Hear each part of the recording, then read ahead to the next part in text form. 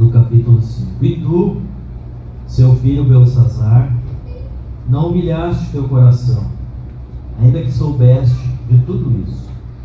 Te levantaste contra o Senhor do céu, pois foram trazidos os utensílios da casa dele perante ti. E tu, os teus grandes, as tuas mulheres, as tuas concubinas, bebeste vinho neles.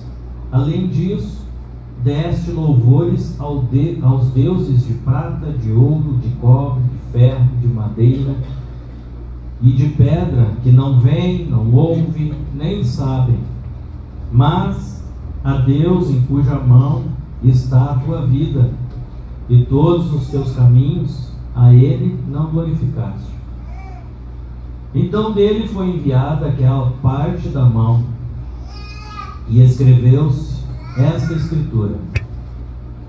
Esta, pois, é a escritura que se escreveu: Mene, Mene, Tekel e Parsim. Esta é a interpretação daquilo. Mene, contou Deus o teu reino e o acabou. Tekel, pesado foste na balança e foste achado em falta.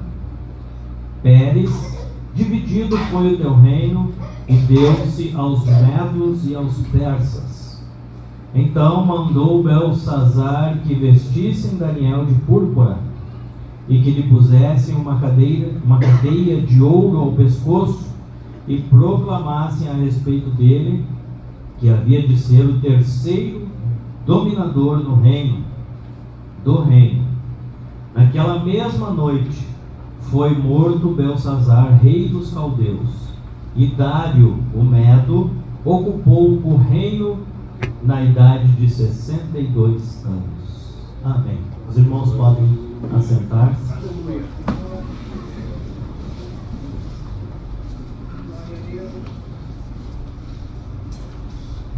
Hoje nós vamos participar da primeira refeição que fizeram os astronautas quando chegaram na Lua. Há um coronel do exército dos Estados Unidos, eu anotei o nome dele, Eugene Aldrin Jr. Este Eugene hoje tem mais de 90 anos e ele é obreiro da igreja presbiteriana nos Estados Unidos. Ele é bacharel em engenharia e também é astronauta, e ele foi um dos que fizeram parte da ida da Apollo lá na Lua, junto com Neil Armstrong, que foi o mais famoso dos que foram lá. E ele pediu autorização para o seu pastor que quando pisasse na Lua participasse da Santa Ceia. E o pastor dele orou, fez a oração, consagrou o pão e o suco e entregou para ele participar lá. E ele, depois de Neil Armstrong, foi o segundo homem a pisar na Lua e participou da Santa Ceia, honrando a Deus que lhe permitiu chegar lá. A Bíblia diz que o povo de Israel no deserto comeu a comida dos anjos. E nós participamos da Santa Ceia em memória do que Cristo fez por nós. E temos por trás esta linda, bela história deste obreiro que fez este ato de participar da Santa Ceia quando pisou na Lua. Segundo alguns historiadores e entendidos de geografia, o local onde se deu esta situação da passagem que nós fizemos leitura coincide com a região onde aconteceram outros fatos marcantes históricos, tanto na história paralela como na história bíblica. Lá onde era o Éden é na região chamada Mesopotâmia, entre Pótamo, rios, por isso aquele bichinho chamado hipopótamo. Hipo quer dizer grande, é o grande do rio. Entre rios, quer dizer, era uma região que estava banhada por dois rios. principalmente o Tigre e o Eufrates. É o mesmo lugar onde a Bíblia chama de Ur dos Caldeus, quando Abraão foi tirado da sua terra, do meio da parentela, e foi chamado para uma terra onde Deus lhe iria lhe mostrar. Mais tarde ela veio ser chamada de Suméria, onde habitavam os que criaram a primeira escrita dos sumérios. E neste mesmo lugar foi instituído o maior império, um dos maiores impérios da antiguidade, que era o Império Babilônico, onde reinava o homem chamado Nabucodonosor. Este lugar hoje, para nós nos situarmos no mapa, é o Iraque, exatamente onde é o Iraque. A história diz que Jerusalém foi invadida pelos caldeus. Os caldeus eram os habitantes daquela região onde estava o Império Babilônico. O que era o Império Babilônico, irmãos? Como já falei, foi um dos maiores impérios da história da humanidade. Ele tinha fortificações, muralhas, palácios suntuosos, lindos, belezas. Para satisfazer a sua esposa, o rei mandou fazer também uma das 7 maravilhas do mundo antigo, que eram os jardins suspensos da Babilônia. Era um arco muito grande. Os historiadores mais antigos dizem que se enxergava a quilômetros de distância aquele jardim suspenso da Babilônia. Alguns historiadores hoje dizem que a Babilônia não existiu, que os jardins suspensos é uma utopia, assim por diante. Mas se a Bíblia fala que existiu, quem somos nós para dizer que não? Por mais que alguém tenha PhD em geologia, ninguém pode ir contra a palavra de Deus. E Nabucodonosor começou a dominar todas as regiões, todos os impérios se dobravam para Nabucodonosor. A Bíblia chega a dizer que o poder de Nabucodonosor fazia os demais reis tremerem diante dele. Nabucodonosor liderava o mundo da sua época. E eles invadiram Jerusalém, todos sabemos da história, levaram cativos os judeus para a Babilônia. Eles passaram alguns a serem escravos, os que tinham um pouco mais de conhecimento passaram a trabalhar dentro do palácio, fazendo parte também da cúpula do reinado, como foi o caso de Daniel, que escreveu este livro que nós acabamos de ler a história. Se nós vamos ver na história paralela, existem outros nomes também, mas não vamos nos ater a isso. Mas depois de Nabucodonosor, um dos seus substitutos, Flávio Joséfo cita Nabopolassar, mas a Bíblia vai direto para Belsassar. Vejam que há uma pequena diferença entre Beltesazar e Belsassar. Eram nomes dados na Babilônia. Foi o nome que deram para Daniel, Beltesazar, em troca de Daniel, em homenagem a um dos deuses dos caldeus. E Belsassar também era um nome em referência a um dos deuses adorados na Babilônia. Quando Nabucodonosor invadiu Jerusalém, ele levou não só o povo preso como escravo, alguns ele matou, não ele, mas o seu exército. E o pior de tudo que ele fez, além de tirar a vida de muitas pessoas, ele roubou os utensílios sagrados que haviam no templo em Jerusalém, que os sacerdotes usavam para o serviço a Deus, para os cultos a Deus. Ele levou as taças, ele levou os copos, ele levou as bacias, ele levou tudo que era utensílio sagrado da casa do Senhor para a Babilônia. É como se fosse um troféu.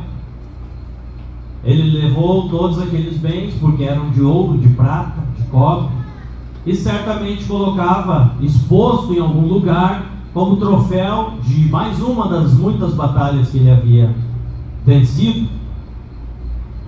E agora passou o seu tempo, chega Belsassar, dá-nos um entendimento mais ou menos de que era um jovem inconsequente,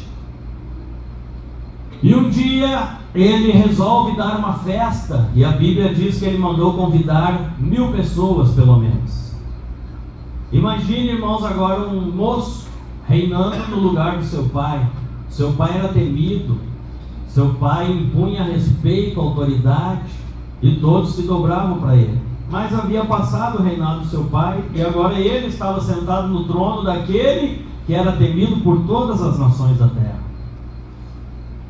E certamente subiu a sua cabeça aquela posição, e neste dia então ele manda fazer uma grande festa, chama os líderes de todas as nações vizinhas, todos que estavam debaixo da sua autoridade, muitas mulheres, bebida, comida, música, danças, e começa a festejar. Num dado momento, a Bíblia diz que ele já havia avançado com a bebida, já estava alcoolizado, já estava bêbado, já estava ébrio. E neste momento então ele cai na pior das loucuras que ele poderia ter feito, além de todos que ele já tinha realizado até ali. Ele lembra-se dos objetos, dos utensílios que o seu pai havia trazido do templo em Jerusalém. E ele manda que os serviçais comecem a servir bebida, vinho, naquelas taças que trouxeram lá do templo em Jerusalém. As pessoas continuam ébrias, continuam servindo aos seus deuses, e a Bíblia diz, em um dos versículos, que eles começam a adorar os seus deuses. Continuam bebendo, continuam entornando vinho, adorando aos seus deuses. Versículo 4: beberam vinho e deram louvores aos deuses de ouro, de prata, de cobre, de ferro, de madeira e de pedra.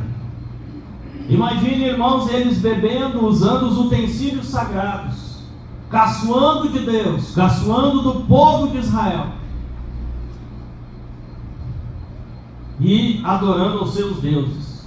É como se pegasse uma taça de prata, dizendo: isso aqui os sacerdotes usavam para adorar o Deus de Israel, mas aqui vai para o nosso Deus, que é o ouro, aqui vai para o nosso Deus, que é a prata. E certamente havia muitas imagens no salão, e se dobravam, se prostravam, reverenciavam aquelas imagens. Enquanto eles estavam fazendo o que a carne queria, o que o mundo lhes permitia fazer, estava tudo tranquilo. Porém, neste momento, eles tocaram na santidade do Senhor. Eles tocaram na santidade de Deus e começaram a profanar o sagrado. Começaram a corromper os utensílios sagrados que eram usados para adoração no templo, para adorar aos seus deuses. E então a Bíblia Sagrada diz que neste momento apareceram uns dedos. A tradução da Bíblia que eu estou lendo diz que apareceram os dedos de mão de homem e escreviam de frente do castiçal na estucada parede do Palácio Real. O que é diante do castiçal na estucada parede? Os irmãos já viram hoje, inclusive é bonito, algumas pessoas estão usando luminárias até de parede. Alguns fazem um muro bonito na frente da casa, pintam aquele muro e colocam luminárias. A luminária ilumina para cima e para baixo, fica aquela vista bonita ali no muro. Isso é uma parede estucada. Porém, na época não era com luminária, era com castiçais de vela que eles faziam isso. Então era comum nos salões reais, ou salão de festa real, haver as paredes assim iluminadas, que chamava a atenção, que era bonito, davam realce para o ambiente. Pois foi exatamente naquele lugar que era chique, que era bonito, que eles achavam deslumbrante, foi naquele lugar que aparece um dedo, uma mão, e começa a escrever exatamente na parede, chamando a atenção de todos, onde a luminosidade podia fazer com que todos enxergassem o que estava sendo feito. Diz-nos a Bíblia que esta mão aparece e começa a escrever, e no mesmo instante mudou-se o semblante do rei. Seus pensamentos se turbaram, as juntas dos seus lombos se caíram e os seus joelhos começam a bater. O rei ficou apavorado. Ele ficou, podemos dizer, desesperado, porque ninguém nunca tinha visto aquilo, ninguém nunca tinha observado, ou ninguém tinha tido tal experiência de ver uma mão daquele tamanho escrevendo uma parede, e principalmente escrevendo com uma letra que ninguém entendia. Era algo sobrenatural. Quando alguém mexe com Deus e não conhece o mundo espiritual, ou quando alguém mexe com o mundo espiritual sem conhecê-lo, certamente isso acontece. Há muitas pessoas que brincam com o mundo espiritual, acham que é como um desenho do Pica-Pau, tem um anjinho no ombro e o diabinho no outro, cada um dizendo uma coisa. Mas o mundo espiritual é realidade. O mundo espiritual, ele existe. Ainda que nós não enxerguemos, ainda que nós nos façamos de indiferente, o mundo espiritual, ele existe. Mas até aqui, Belsazar e os seus súditos, ninguém sabia que isso iria acontecer. Apesar de terem ouvido e sabido das experiências do passado, mas aqui eles estavam tendo a sua própria experiência. Nós podemos ouvir histórias que nos chamem a atenção e impactem a nossa vida. E muitos de nós temos experiências com Deus, experiências no mundo espiritual. Mas nada melhor do que cada um ter a sua própria experiência no mundo espiritual. Me lembro de um irmão que entrou numa campanha de jejum e oração porque ele queria ter visões no mundo espiritual. Ele escutava os outros dizendo, eu vejo um anjo, e o outro dizendo, essa madrugada eu vi um demônio, e aquilo chamou a atenção, e ele achou que era brincadeira, e ele disse, Senhor, eu também quero ver o mundo espiritual. Entrou numa campanha de jejum e oração, gastou tempo, penso eu, porque quando Deus permitiu ele ter a primeira visão, ele caiu no chão, prostrado, chorando, desesperado, dizendo, Senhor, nunca mais permita que eu veja o mundo espiritual, porque há pessoas que estão indiferentes ao mundo espiritual e acham que é como uma brincadeira, mas não, existem demônios, existem anjos, existe o inferno, existe o céu, mas glória a Deus que eu e você estamos do lado do Senhor, e aquele que está conosco é maior do que aquele que está no mundo, e nós podemos estar revestidos contra as astutas ciladas do diabo. Eles se apavoram. Eu imagino o rei gritando, se perturbando, e ele começa a dar uma ordem, eu quero que os sábios, astrólogos, caldeus, adivinhadores, eu quero que todos os sábios da Babilônia entrem na sala agora, porque eu quero que me deem a interpretação do que está acontecendo. E antes que comece a entrar, ele já diz, eu vou dar um presente, eu vou retribuir quem interpretar. Vai ser vestido de púrpura, ou seja, de vestes reais. Vai receber uma cadeia de ouro no seu pescoço, um colar de ouro, algo que só o rei tinha, e será o terceiro dominador do reino. Ou seja, depois dele e da mãe dele, que era a rainha, esta pessoa que interpretasse aquilo ia ser o terceiro líder do reino de toda a Babilônia.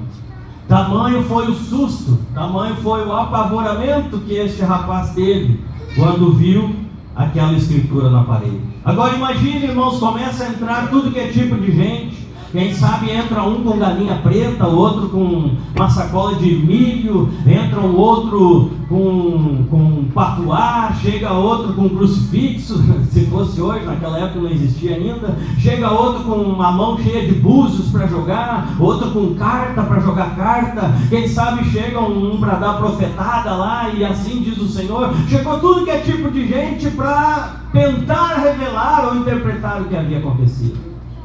Quem sabe chega um outro largando sal no corredor, o outro com a rosa ungida. Quem sabe veio o outro dizendo, bota um copo d'água em cima do rádio. É tanta superstição no meio dos crentes, que quem sabe na época tinha muito mais do que hoje. Domingo mesmo, o irmão Samuel estava dizendo uma experiência que ele teve de pessoas trazerem roupas e fotos dos familiares para orar. Tem gente que ainda acredita nisso. Não é errado, não é pecado. Mas a oração, ela tem muito mais poder do que trazer uma roupa no altar. A oração, ela tem muito mais poder do que trazer uma foto para o pastor orar. Eles fizeram de tudo e ninguém conseguia interpretar. E o pavor do rei aumentava cada vez mais.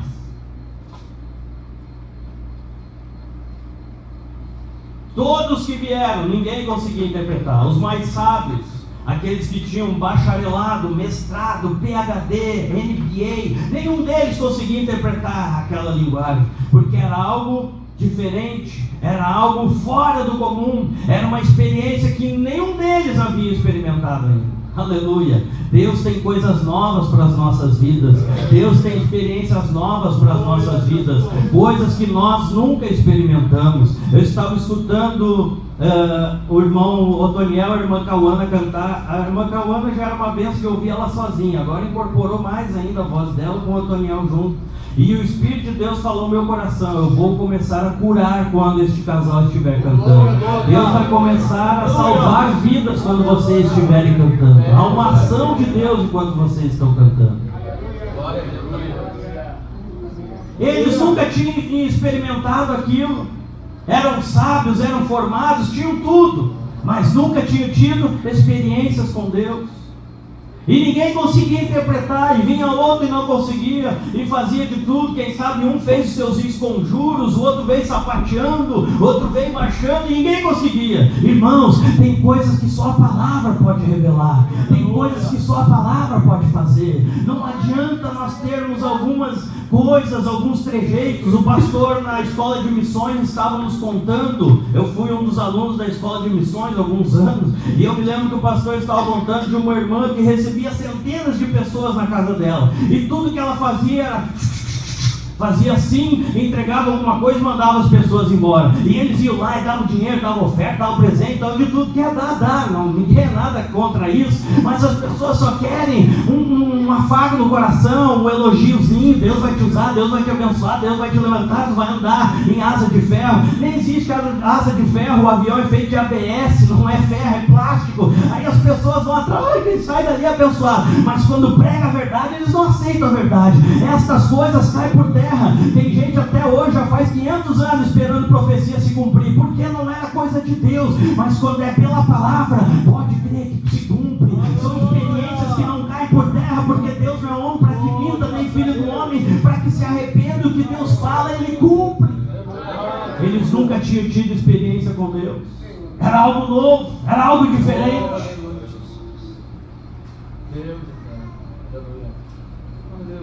Eu creio que eu já contei numa quarta-feira, mas eu me lembro quando nós abrimos o ministério lá na feitoria. Um senhor de 64 anos pediu entrada no ministério. Ele era pastor de um outro ministério. Ele era pastor presidente do ministério. Um senhor muito querido com a sua esposa, também idosa. Idosa não, 64 ele é jovem. E eu me lembro que o pastor Plauto veio até mim preocupado e disse: irmão Rubem, como é que nós vamos fazer? Eu disse: o quê?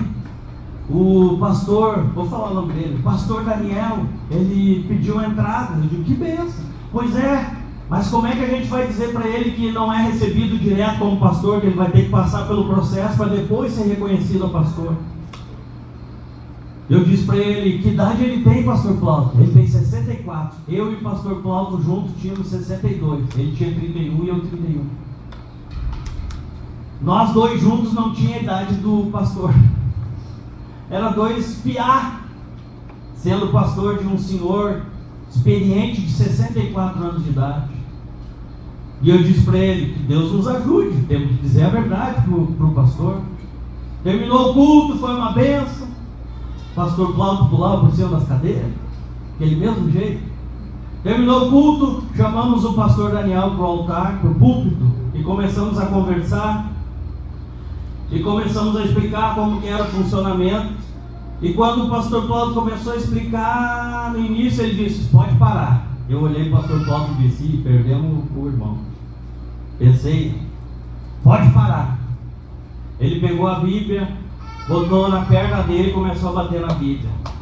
Ainda que vocês me deixem sentado no último banco, não me importa se eu vou ser pastor, porteiro ou limpar o chão, eu quero que vocês continuem pregando a verdade.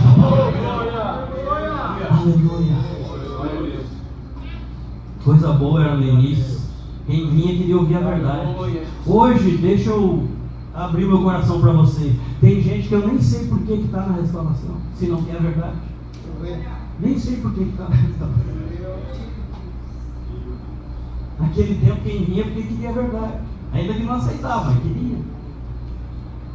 Nunca tivemos essa experiência, Belsazar. Não sei nem que tipo de letra é essa, se é árabe, aramaico, hebraico, inglês, português. Nunca li uma coisa dessa. Então sai fora que não serve. Vinha outro, também não.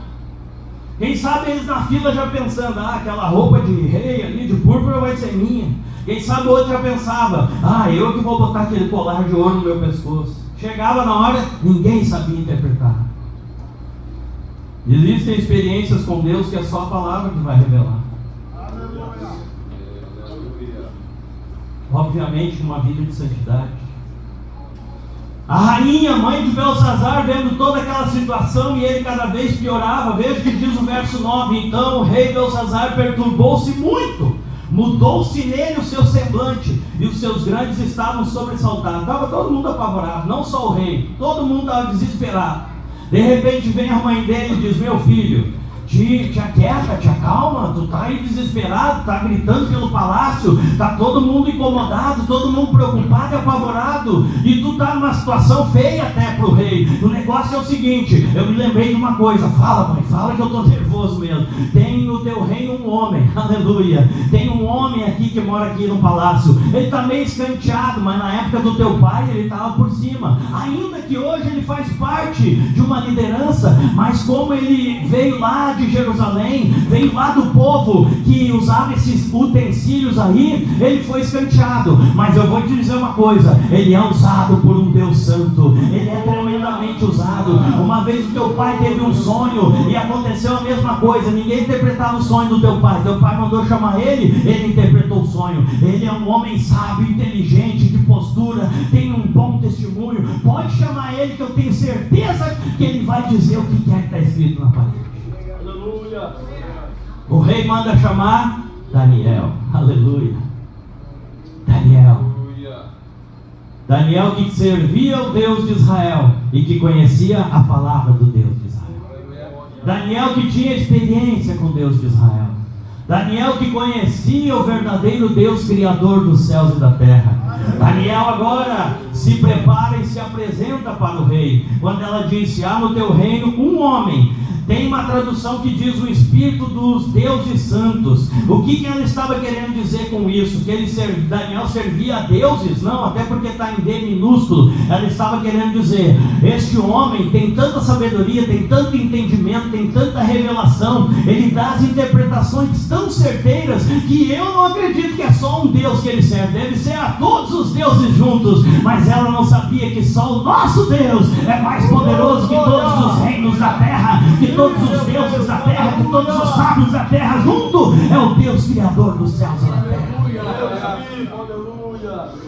Aleluia. Ele só pode servir a muitos deuses, e se achou nele luz, inteligência, sabedoria, como dos deuses. E o teu pai, Nabucodonosor, sim, o teu pai, constituiu ele como chefe de todos os sábios, magos, astrólogos, dos caldeus e dos adivinhadores. Ela estava dizendo, na época do teu pai, ele estava liderando essa linhagem. Agora está aí, ninguém sabe para onde é que vai, cada um dando com a cabeça na parede, nem sabe o que está escrito ali. Eles só querem a roupa de linho fino, de púrpura, só querem o colar de ouro e só querem mandar aqui, mas eles não têm autoridade, porque sequer estão interpretando o que está escrito na parede. Manda chamar o Daniel. Quando ele se apresenta, aleluia, a primeira coisa que o rei diz: eu tenho ouvido a teu respeito. Diga para quem está ao seu lado: eu tenho ouvido o teu respeito.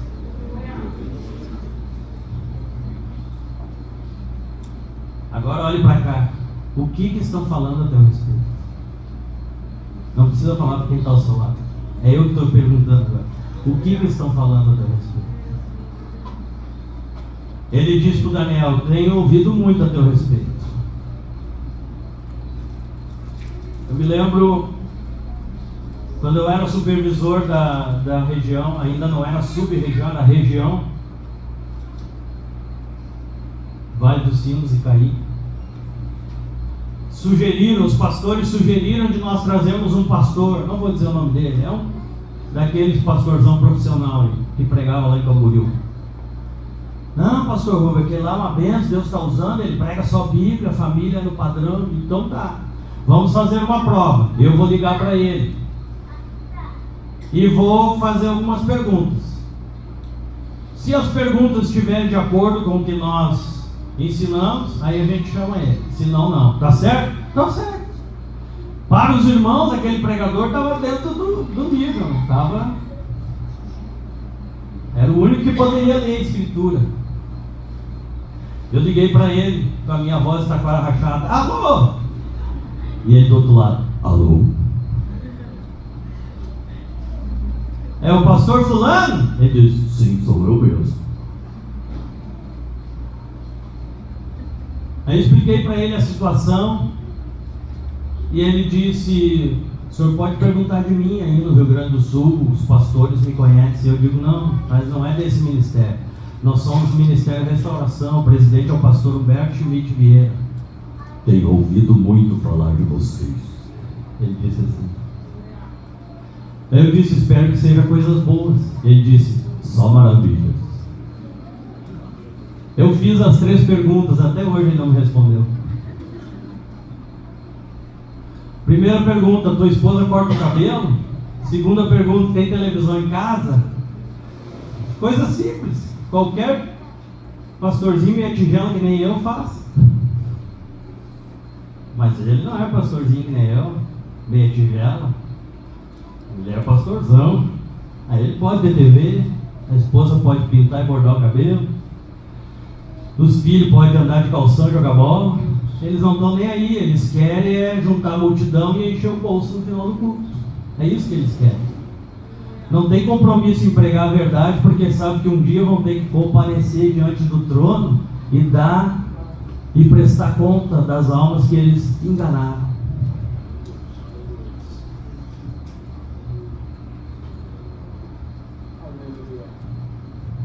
Tenho ouvido dizer muito a teu respeito.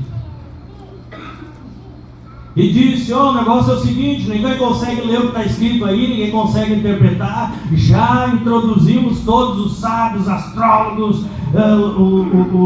para lerem a Escritura, para me fazerem saber a interpretação, mas ninguém pode interpretar nada das palavras.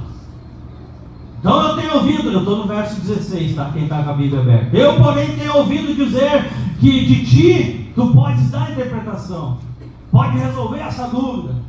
Agora, se tu puder ler mesmo a Escritura, eu vou te dizer uma coisa: tu vai ser vestido de púrpura, tu vai receber um colar de ouro, tu vai ser o terceiro aqui no meu reino. Só não vai mandar em mim e na mamãe, no resto tu vai mandar em tudo. Olha a resposta do Daniel, aleluia. Na tua presença, ó rei, vou te dizer uma coisa: as tuas dádivas, os teus presentes, tu fica para ti ou para quem tu quiser dar, mas uma coisa é certa: eu vou fazer saber a interpretação e a Escritura que está nessa parede. Quem tem compromisso com a palavra de Deus não quer saber o que vai receber em troca. Até pelo contrário, quem tem compromisso com a palavra de Deus já sabe o que vai receber em troca. É pedrada, é calúnia, é fofoca, é queixume, já sabe o que vai receber em troca.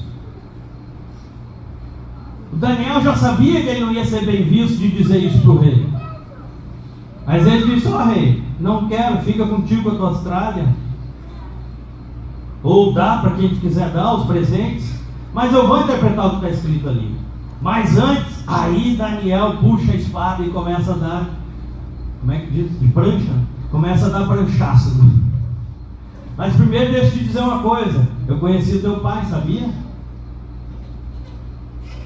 O teu pai era poderoso, as pessoas tremiam diante dele, ele matava e mandava matar quem ele queria, e quem ele queria vivia.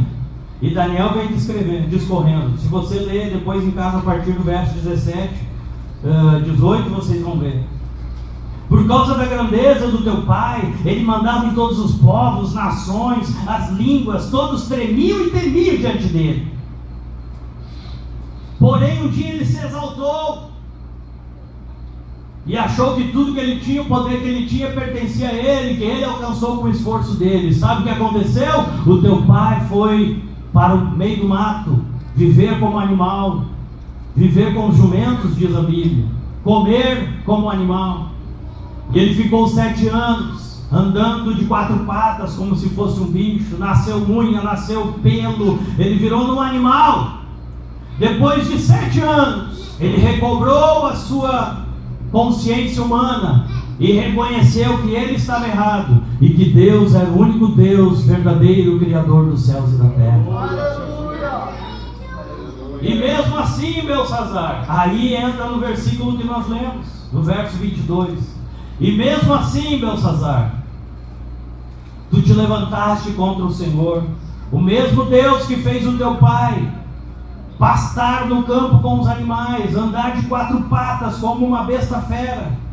Tu fez pior do que o teu pai, porque te levantaste contra o Senhor. Tu pegou os utensílios da casa dele perante ti, os teus convidados, os teus grandes e as tuas mulheres, as tuas concubinas. Tu bebeste vinho. Além disso, tu deste louvores aos deuses de prata, de cobre, de ferro, de madeira, de pedra, que não veem, que não ouvem, que não sabem, não entendem nada, mas a Deus cuja mão está, sua vida é de todos os caminhos, a Ele não glorificaste.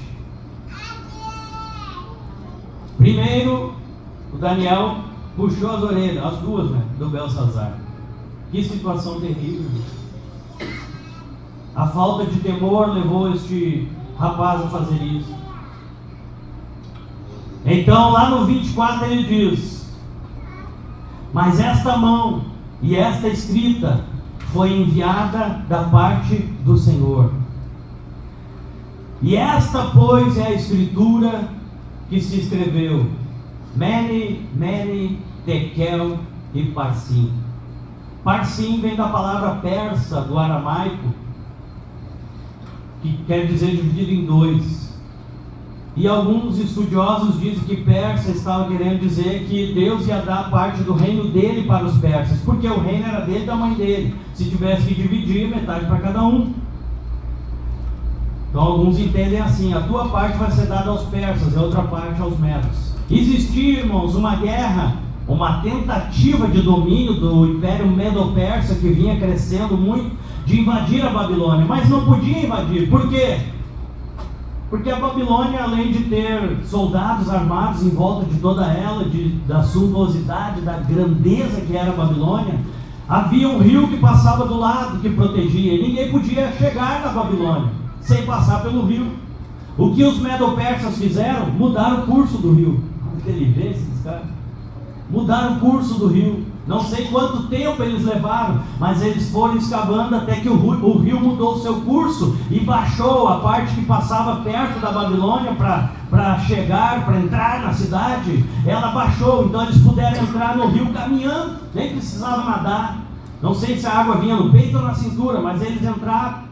Eles entraram ali e conseguiram acessar os túneis, como se fosse hoje as bocas de lobo, do esgoto. Conseguiram acessar e entrar na calada da noite bem quietinho. Enquanto isso, Belsazar fazia festa. Era dança, era música alta, era bebedeira, todo mundo já estava mais para lá do que para cá. Enquanto isso, o inimigo vinha pelos túneis para invadir a festa, para terminar com a festa. Enquanto eles vinham caminhando nos túneis, Daniel começa a entregar a interpretação. Essa é a interpretação daquilo. Mene, contou Deus o teu reino e o acabou. Mene quer dizer pesado foste, ou foi feito um cálculo, e nesse cálculo tu está negativo. Tekel, pesado foste na balança e achado em falta. Pérez, dividido foi o teu reino e dado aos medos e aos persas. O pavor de Belsazar aumentava cada vez mais. E o que aconteceu? Ciro e Dário. Ciro era o rei dos Medo, e Dario era o rei do Persa. Eles invadem a Babilônia. Quando Daniel termina de proferir o que estava escrito ali em aramaico, os Medo-Persas invadem ali. Eles mataram o rei e dominaram a Babilônia. Tanto a história como a paralela, tanto a Bíblia como a história paralela confirmam essa atitude. E Deus está nos chamando a atenção para a realidade do mundo espiritual. Deus vai começar a dar novas experiências no mundo espiritual para muitas pessoas.